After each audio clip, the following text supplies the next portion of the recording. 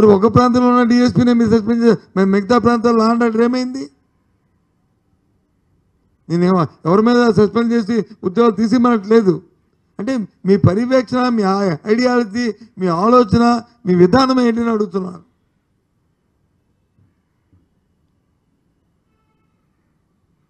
మరి ఆ ప్రాంతాల్లో జరిగిన పరిస్థితి ఈ 5 చనిపోయిన దగ్గర ఓకే, మరి ఒకరు చనిపోయిన దగ్గర ఏమైంది?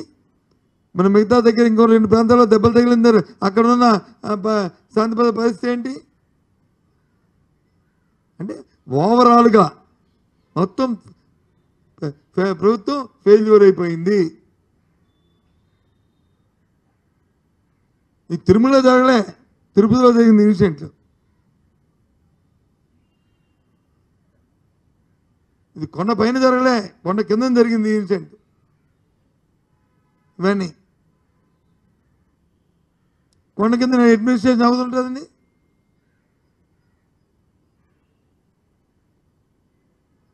పైపచ్చి ముఖ్యమంత్రి గారు పత్రికలో చూశాను.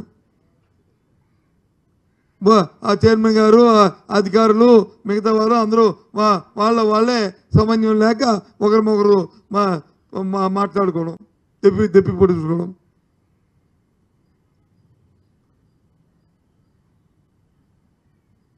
వీటికన్నిటికీ ప్రభుత్వం తాలూకా నిర్లక్ష్యం. ఊరికి ఆడావాడిగా ఈ పబ్లిసిటీ తప్ప సీరియస్నెస్ లేదు. ఏదైనా ఒక అకేషన్ వచ్చిందంటే దానికి ఫోర్కాస్ట్ చేసుకొని ఎంతమంది వస్తారు, ఏమిటి ఉంటుంది, ఏ రకంగా జరుగుతుంది, ఎన్ని గంటలు జరుగుతుంది, దాని టైం ఏంటి, పరిస్థితి ఏంటి, అవన్నీ ప్రభుత్వం పెద్దలు చూసుకోవాలా.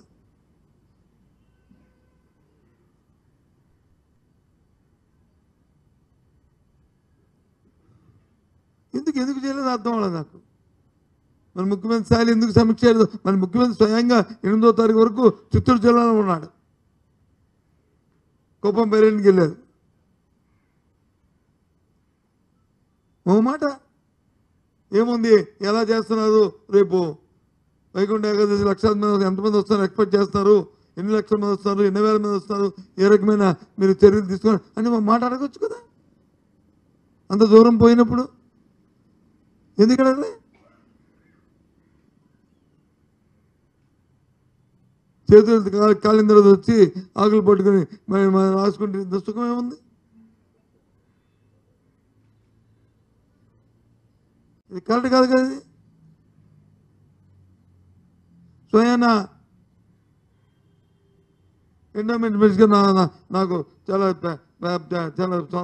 మా మిత్రుడే, సీనియర్ ఆయన. మరి ఆయన ఎందుకు చేయలేదు రివ్యూ? నాకు అర్థం అవ్వలే. అనుభవం వాడు.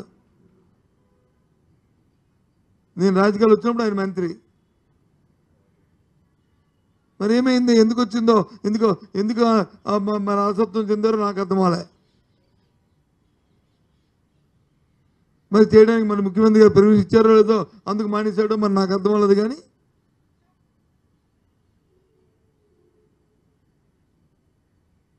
అది మన బాధ్యత, మన జాబ్ చోట్ల భాగం.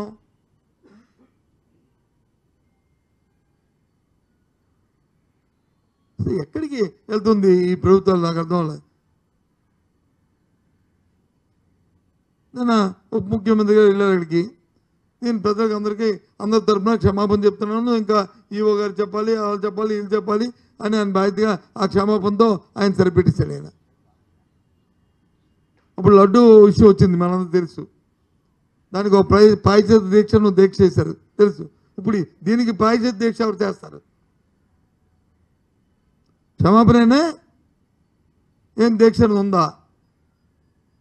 అది ఎవరు చేస్తారు? ముఖ్యమంత్రి గారు చేస్తారా, ఉప ముఖ్యమంత్రి చేస్తారా, లేదా ఎండోమెంట్ మినిస్టర్ గారు చేస్తారా, లేకపోతే ఆ ప్రాంతంలో ఉన్న మా మంత్రులు చేస్తారా? ఎవరు చేస్తారు ఇది దీక్ష? ఎందుకు జరిగింది ఇది?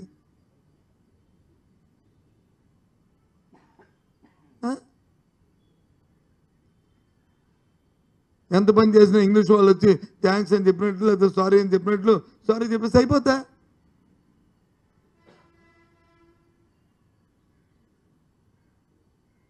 కరెక్ట్ కాదు కదా. ఎంతమంది మా మనోభావాలు దెబ్బతిన్న భక్తుల మనోభావాలు రాష్ట్రంలో దాని తాలూకా పరివేశానం. ఐఎమ్ సారీ, భగవంతుడు క్షమించమని కోరుకుంటున్నాను. ఇవాళ మన సింహాచల దేవస్థానంలో ఉదయం వెళ్తే అక్కడ లేరు. ఎందుకు భయం భక్తులు ప్రజలకి? ఏమవుతుందేటో ఎంత దీంట్లో వెళ్తేని. దేవుడు ఎంత భక్తి ఉన్నప్పుడు కూడా ప్రాణం మీద అంత ఆశ ఉంటుంది మనిషికి. మనసాక్షిగా ఇక్కడ మీ అందరూ చెప్పండి, నేను చెప్పింది అబద్ధమని.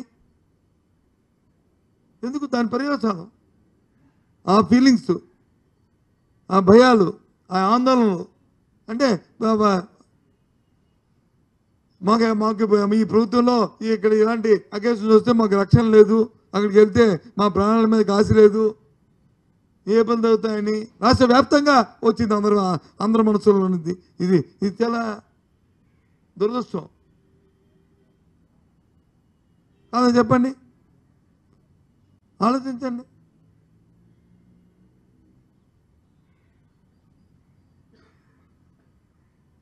ఏంటంటే రాజకీయాలు నేను చూశాను. ముఖ్యమంత్రి గారు ఏదో విషయంలో 10 రోజులు వచ్చి దీనికి దర్శనాన్ని పెట్టారు. ఎందుకు పెట్టారు ఇది దాని నుంచే ఇవన్నీ జరిగినాయి అన్నట్టు అర్థం వచ్చేట్టు మాట్లాడారు. పెట్టి 5 సంవత్సరాలు అయింది కదా, లేకపోతే ఎన్ని సంవత్సరాలు? 4 సంవత్సరాలు అయింది కదా. మరి ఈ 4-5 సంవత్సరాల్లో ఎక్కడైనా జరిగింది? ఒక ఇన్సిడెంట్ ఏం జరిగిందా? ఎందుకు జరగలేదు మరి ఇప్పుడు ఏం జరిగింది? ఇంకో మంది అంటారు ఇదేదో కుట్ర అంటారు. ఏంటి నా మాటలు? కుట్ర ఇంత పేలంగా మాట్లాడడం. ఇంకో మంది అంటారు జగన్మోహన్ రెడ్డి వెళ్ళే ముందు వచ్చి కవర్లు ఇచ్చారు వాళ్ళందరికీ, ఎవరికి దెబ్బలు తగిలిన అందరికీను, వాళ్ళతో ఏదో చెప్పిస్తానండి. అంటే ఆ భక్తులకు వచ్చి దెబ్బలు తగిలితే వాళ్ళని వచ్చి అంత కించపరుచుకొని కవర్లని వాళ్ళ తాలూకా మనోభావాలు దెబ్బతినేటట్టు మాట్లాడుతున్నావా? ఏంటిది? దేనికోసం? అవసరమా అలాంటి మాటలు?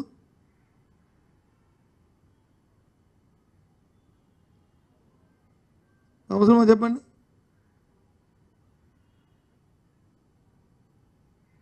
జరిగిందాన్ని ఎవరైతే దాని సంఘటన బాధ్యులైన వారు చర్యలు తీసుకొని 40 కాలంలో జరగకుండా చూసుకోవాలి. మనం తప్పనిసంగా మనం ఎంతవరకు మనం యాక్ట్ చేసామనేది కూడా మనసాక్షిగా మనం ఆత్మహత్యం చేసుకోవాలి. ప్రభుత్వంలో ఉన్న పెద్దలు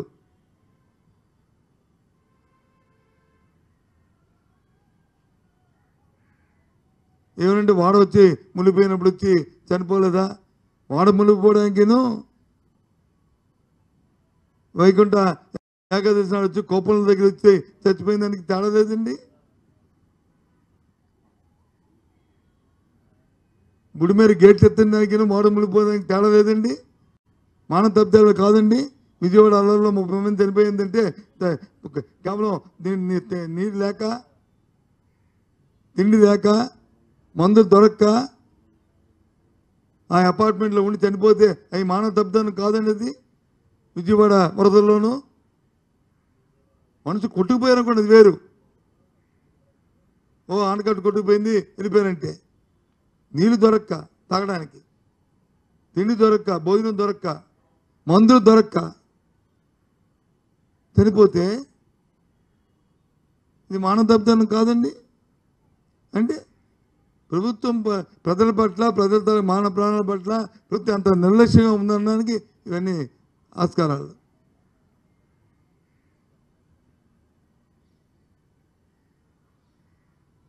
చాలా తప్పు.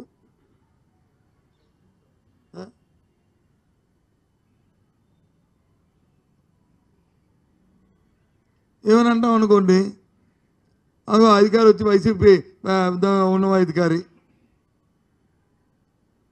వచ్చి వైసీపీ ఏంటి, తెలుగుదేశం ఏంటి, బీజేపీ ఏంటి, కాంగ్రెస్ ఏంటి?